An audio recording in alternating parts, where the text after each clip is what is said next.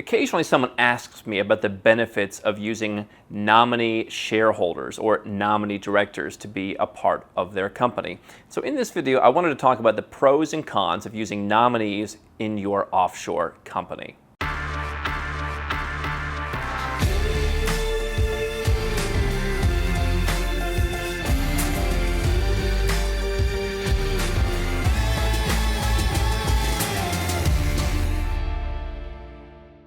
Hey guys, I'm Andrew Henderson, and if you'd like to learn how the Nomad Capitalist team can personally help you and your business go where you're treated best, lower your taxes, and live the Nomad Capitalist lifestyle, learn how we can help at nomadcapitalist.com.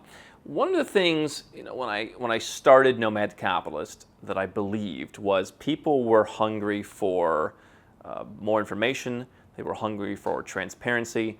We've made well over 700 videos, written over 1,500 articles at this point on nomadcapitalist.com. And from day one, basically, I've been out there personally with my name and face out there telling you about this stuff because I believe that more entrepreneurs, in fact, the vast majority of entrepreneurs and investors want to be a part of something that just feels good. And if you look at the offshore industry historically, this is the one that the media still picks up on. They pick on the Wolf of Wall Street, where the guy's going to hide his money in Switzerland. Then he finds out, let me hide it under someone else's name. They look at the shell companies, and the media gets it wrong. There are plenty of legitimate uses for offshore companies. Most people are using it right. But you see stuff with the Panama Papers and the Paradise Papers and all the other stuff that goes on that the media blows out of proportion. They often get it wrong. And I just think most people want to feel comfortable about their offshore structures. They don't want to be sucked up in something that seems nefarious. I've been here trying to sound to get at the message that there's nothing wrong with doing this stuff as long as you do it right. And so one of the things that comes up occasionally, not too often, but occasionally, is the idea of nominees. Now, having a company secretary or a registered agent or, a director locally that's required, in a country like Singapore where you have to have someone on the ground, that's not what we're talking about. That's just a legal process. That's part of what's required. What I'm talking about is someone who wants to use a nominee, a person who's not the real owner of the company, to actually own their company or to be a director. What are the pros and cons of this? The pro, of course, is that you have the privacy of someone not knowing that you own the company. Now, if I had someone else own my company on paper, you'd probably still think it was me because here I am, talking to you guys. And so that may not work in every situation, but if you're just running a normal company, you're selling widgets, you've got a sales force doing that, then I suppose that privacy could benefit you. I do think increasingly people want to know, who's behind a company. They want to look stuff up. If you look at the offshore companies that we've talked about that no longer really work for most people, the Seychelles, for example, Belize, we very rarely prescribe these structures for anyone running an active business because it just doesn't work anymore. So I think people, they look at a Seychelles company. If your customers are looking at where you're located, that's going to kind of throw them off, which is why I think onshore is the new offshore. Onshore, offshore hybrid structures, mid-shore companies are going to be the way of the future. Tax havens have started to die, and you need a new solution if you want to pay 0% or very little. And so I think the kind of places where they advertise privacy, that's kind of come back to bite them. Okay? The world is moving away from privacy with FATCA and CRS. I'm not saying I agree with those things. I'm a pragmatic businessman, and that's the way the world is. Information is being shared, and so for me, more important than privacy is following my tax-friendly quadrant. Where are you living? Where are you leaving, and where are you going to be living? Where's your company leaving, and where is it going to be arriving?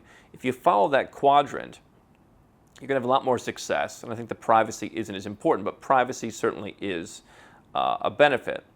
There also are some cases where there are legal ways, if you're going to go and live somewhere. For example, there are certain high-tax countries that have tax exemptions, and they will legally allow you, as part of is your ability to claim that exemption, to say, you're going to put someone else in charge of your company. They're going to hold the board meeting somewhere else or make decisions, and that's legally allowed. That's not really the case everywhere, so you want to be very careful. I don't really want to get too deep into that. because I don't want to give tax advice, or even worse, I don't want to have someone go off and think that it's a good idea. With careful tax planning, there are occasional examples of where, using a nominee director, for example, is a legal way where everything's fully reported, but it's just kind of a technicality. Okay, that does come up occasionally, but even then, not that often. So, what are the cons? What are the risks of using nominees?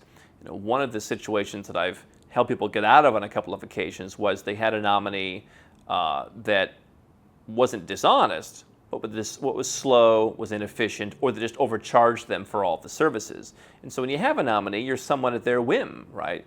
Could be a family member, but it's interesting to see when you put people in charge of money, what happens. And sometimes people do things that you might not expect of them. And so the situations that I've seen where people thought that they were making their lives more simplified by having nominees, the nominee lives in the jurisdiction that can help with banking, never really works that way. Imagine if it's one step worse and the nominee were actually dishonest. Now, there are certain ways that you can use nominees to where they don't have access to your money. You could have a nominee structure, and then you could be like a manager or have some, be a signer on a bank account to where they wouldn't have control over the bank account. But, a nominee does have control over parts of the company at the very least. And so you might hire a lawyer or someone like that. But again, if you're not using one of the pretty, whitelisted uses for nominees, most reputable people aren't going to want to be a part of that. So certainly there's some third-party risk when it comes to nominees. The other risk is dealing with banks. Banks want to know who's the ultimate beneficial owner. I'm not in the business of lying to banks. I like to be straightforward, right? Goody two-shoes. And so, again, at the best case, you could have certain inefficiencies with your banking. At the worst case, you could just have some big problems. The same goes for taxes, okay? You don't want to hide the ownership of a company. Now, are there structures where, and are there ways where, you might want to have certain privacy from certain people in the public, but you're totally legit on the tax side? Absolutely.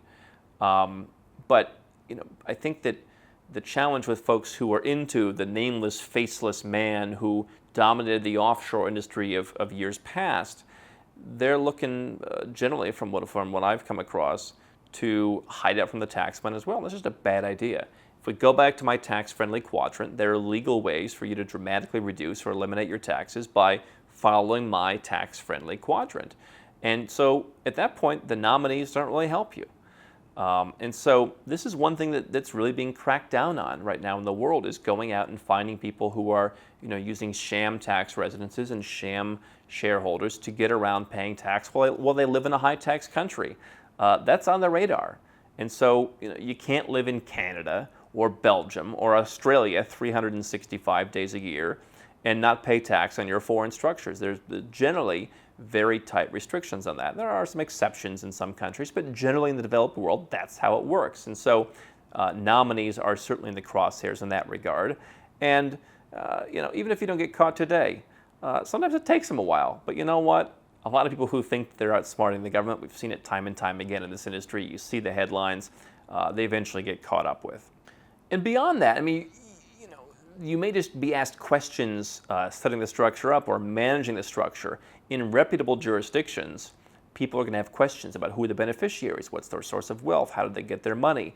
If you put some guy that you met on the street, you put a homeless guy as a beneficiary, no reputable jurisdiction should let that through. And so, here's my advice in general, okay?